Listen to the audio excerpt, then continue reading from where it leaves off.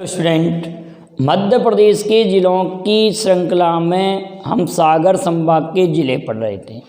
आज हम सागर संभाग का ये अंतिम ज़िला पढ़ेंगे। इससे सबसे पहले हमने पढ़ा था सागर संभाग का सागर ज़िला, दमोह पढ़ा, पन्ना पढ़ा, छतरपुर पढ़ा, टीकमगढ़ पढ़ा और आज हम पढ़ेंगे निवाड़ी ज़िला। निवाड़ी ज़िला आप लोगों को मालूम होगा कि ये मध्य प्रदेश का नवीनतम ज़िला है। एक पॉइंट तो याद रखना, नवीनतम ज़िले से मतलब है कि ये 52वां ज़िला बना है और 2018 में बना है। कई बुक में आप लोगों को अभी इस समय मिल रहे होंगे कि मध्य प्रदेश में 54 ज़िले हैं, 53 ज़िले हैं, 55 ज़िले ऐसा मिल रहा होगा, लेकिन अभी वो ज़िले बने नहीं हैं। वो केवल प्रस्तावित हैं। कौन कौन से? एक चाचौड़ा, नागदा और एक मैहर। ये 3 ज़िले प्रस्तावित हैं, अभी बने नहीं हैं। तो 52वां ज़िला बन चुका है, गठित हो चुका है। तो यह ज़िला टीकमगढ़ से अलग हुआ। निवाड़ी ज़िला 1 अक्टूबर 2018 को टीकमगढ़ से अलग होकर ज़िला बना है, जो कि मध्य प्रदेश का 52वां ज़िला है। मध्य प्रदेश का 52वां ज़िला है। तो अब आपको कमेंट करना है कि मध्य प्रदेश का 49वां ज़िला, 50वां ज़िला और 51वां ज़िला कौन कौन से हैं। 49वां, 50वां और 51वां ज़िला कौन कौन से हैं, इनको आप कमेंट करके मुझे भेजिएगा। पिछले अगर वीडियो आपने देखे होंगे तो आप उनके आंसर आसानी से दे सकते हैं। क्लियर है ना बेटाओ? यह सागर संभाग का नवीनतम ज़िला है। क्षेत्रफल की दृष्टि से यह मध्य प्रदेश का सबसे छोटा ज़िला है, जिसका क्षेत्रफल 1318 वर्ग किलोमीटर है। 1318 याद रखना। दूसरे नंबर पर ज़िला आता है इससे थोड़ा बड़ा भोपाल, 2772 वर्ग किलोमीटर। तीसरे नंबर पर आता है आगर मालवा, 2785 और चौथे नंबर पर आता है अलीराजपुर, 3182 वर्ग किलोमीटर। इतना याद हो जाएगा। और इस ज़िले में 3 तहसील हैं। 3 तहसील कौन कौन सी? ओरछा, पृथ्वीपुर और निवाड़ी। निवाड़ी भी स्वयं तहसील है। एक ओरछा और पृथ्वीपुर। आपको मालूम होगा कि टीकमगढ़ ज़िले से अगर ये निवाड़ी अलग हुआ है तो ओरछा इस ज़िले में आने के कारण टीकमगढ़ को सर्वाधिक लॉस हुआ है पर्यटन की दृष्टि से, क्योंकि ओरछा प्रमुख पर्यटन केंद्र है। तो ओरछा एक प्रमुख पर्यटन केंद्र भी है और एक तहसील भी है निवाड़ी ज़िले की। तो अगर पुरानी बुक में आपने पढ़ा हो कि ओरछा किस ज़िले के अंतर्गत आता है तो आपने पढ़ा होगा टीकमगढ़, लेकिन वर्तमान में ओरछा निवाड़ी ज़िले में, आप ध्यान रखना, ओरछा किस ज़िले में बेटा? निवाड़ी ज़िले में। अगली बात आती है कि सबसे छोटा, यह निवाड़ी ज़िला जनसंख्या की दृष्टि से भी सबसे छोटा ज़िला है। इसके बाद में आगर मालवा, हरदा और उमरिया हैं। ठीक है, ये 4 ज़िले मैंने क्रम से लिख दिए। निवाड़ी ज़िला उत्तर प्रदेश की सीमा को छूता है। उत्तर प्रदेश की सीमा को छूता है। इसमें 2 विधानसभा सीटें हैं, निवाड़ी और पृथ्वीपुर। ध्यान रखना, निवाड़ी और पृथ्वीपुर 2 विधानसभा सीटें हैं। निवाड़ी ज़िले का ओरछा शहर बेतवा नदी के तट पर, ये कई बार आया है कि ओरछा किस नदी के तट पर है, तो बेतवा नदी के तट पर है ओरछा। बेतवा नदी का उद्गम स्थल रायसेन के कुमरा या झिरी गांव से हुआ है। रायसेन के कुमरा। और बेतवा का प्राचीन नाम बेत्रवती है। क्या नाम है बेटा? बेत्रवती। यह यमुना की सहायक नदी है। तो आप कमेंट करके बताएंगे यह यमुना नदी में किस ज़िले में, कौन से ज़िले में जाकर ये मिलती है, कहाँ पर मिलती है, उस स्थान का नाम बताना है।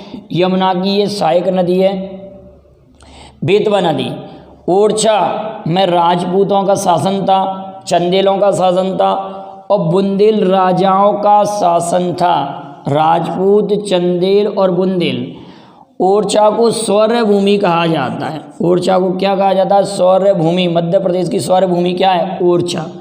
ओरछा को मध्य प्रदेश का अयोध्या या साकेत भी कहते हैं। मध्य प्रदेश का अयोध्या या साकेत भी कहते हैं, क्योंकि यहाँ रामलला का मंदिर है। अगर पूछा जाए कि रामलला का मंदिर किस नदी तट पर है, तो आप कहेंगे बेतवा नदी तट पर है। और किस ज़िले में है, तो निवाड़ी ज़िले में। और कहाँ पर है, तो ओरछा में। तो इसी कारण ओरछा को अयोध्या या साकेत कहते हैं। साकेत आप जानते हैं एक रचना भी है मैथिली शरण गुप्त की, साकेत रचना मैथिली शरण गुप्त की रचना भी है। रामायण कला संग्रहालय, वेरी वेरी इंपॉर्टेंट है, रामायण कला संग्रहालय ओरछा में स्थित है। आप कमेंट करके भेजेंगे कि मध्य प्रदेश का हीरा संग्रहालय कहाँ पर स्थित है।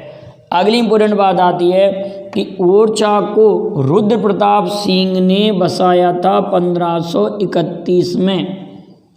विक्रमजीत सिंह ने शासन किया, उन्होंने अपनी राजधानी टहरी को बनाया, जिसका बाद में नाम टीकमगढ़ रखा था। टीकमगढ़ जिले में हम पढ़ चुके हैं। टीकमगढ़ का पुराना नाम टहरी भी था, और टीकमगढ़ का नाम टीकमगढ़ क्यों पड़ा था, भगवान श्री कृष्ण की भूमि के कारण, भगवान श्री कृष्ण के नाम पर। क्लियर बेटाओ।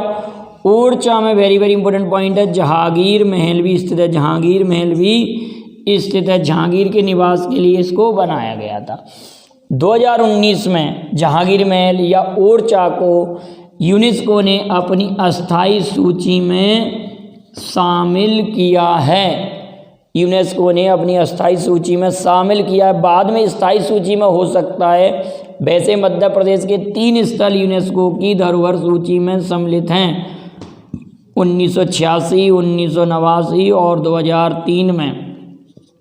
कौन कौन से 3 स्थल आपको मालूम है?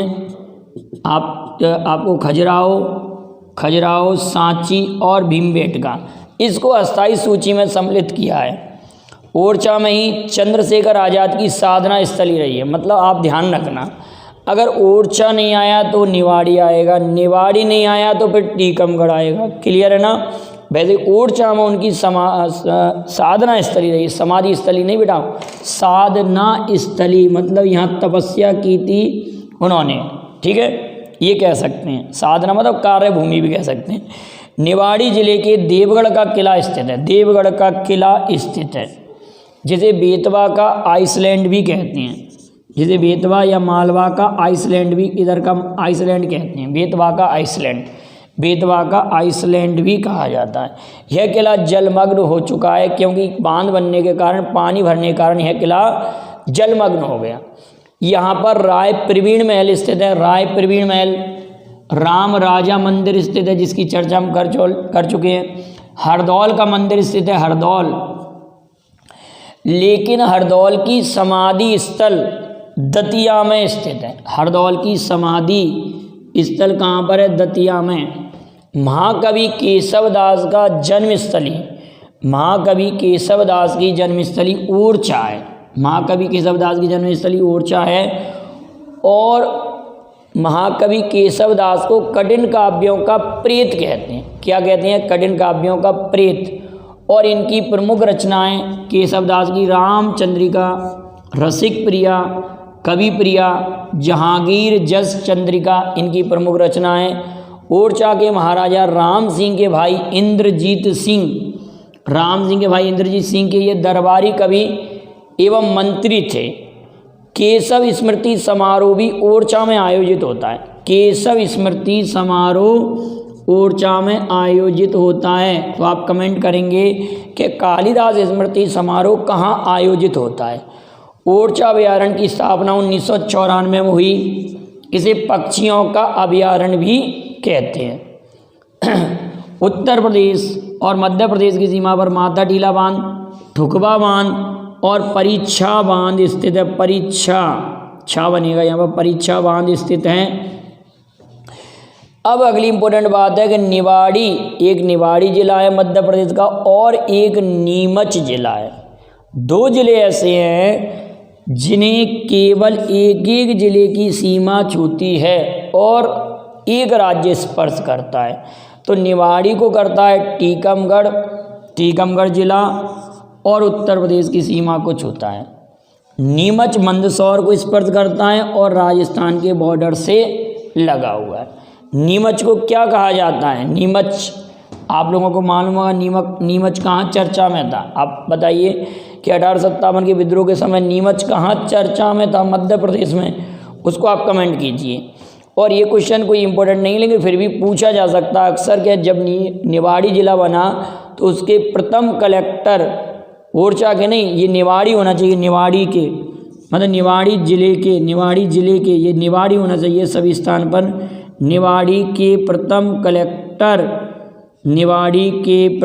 कलेक्टर अक्षय कुमार और निवाड़ी के प्रथम एसपी मुकेश कुमार श्रीवास्तव। कलेक्टर थे अक्षय कुमार सिंह और एसपी थे मुकेश कुमार श्रीवास्तव। यहाँ पर अचरू माता का मंदिर है जो कि ओरछा में ही स्थित है, पृथ्वीपुर में, ओरछा में नहीं। अचरू माता का मंदिर पृथ्वीपुर तहसील में है। और गढ़कुंडार का किला भी निवाड़ी जिले में है। तो ये जो नवीनतम जिला था 52 नंबर का 52वां जिला था, इसके बारे में हमने इम्पोर्टेंट फैक्ट आपको दिए। अगर वीडियो पसंद आए तो लाइक शेयर कीजिए। जो भी कमेंट में क्वेश्चन पूछे गए हैं आप उनके जवाब दीजिए। Thank you very much. जय हिंद, जय भारत। आप इसका स्क्रीनशॉट ले सकते हैं।